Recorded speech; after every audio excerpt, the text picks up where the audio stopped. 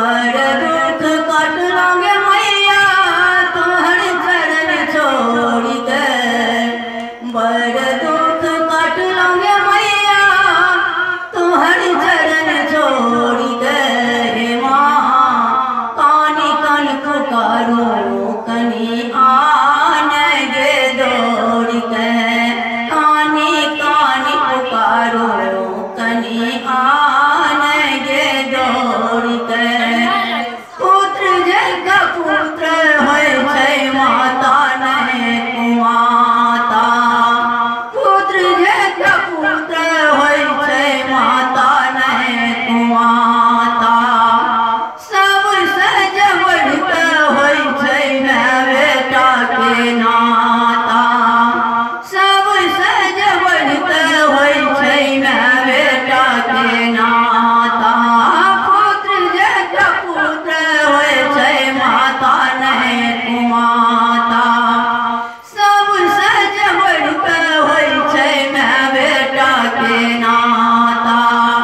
कतब सर छ मैया तुही नाता तोड़ के, कतब सर छ मैया तुही नाता तोड़ के। हे माँ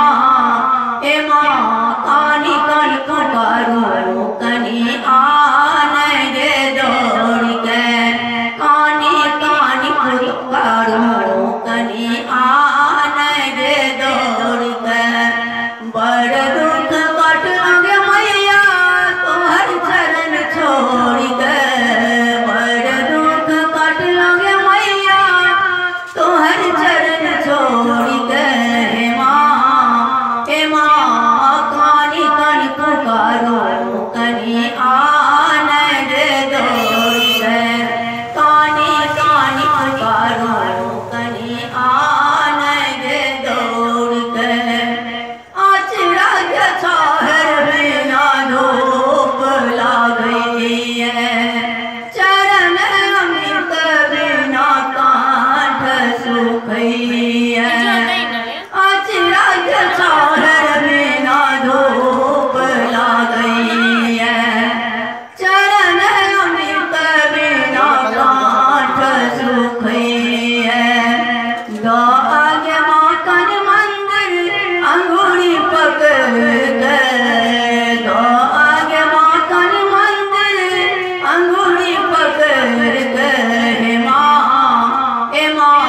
कानी कन पुकारो कनी आन गे दौड़ के, कानी कानी पुकारो कनी आन गे दौड़ के। बड़ दुख कट लोगे मैया चरण तोहर छोड़ के, बड़ दुख कट लोगे मैया तोहर चरण छोड़ के।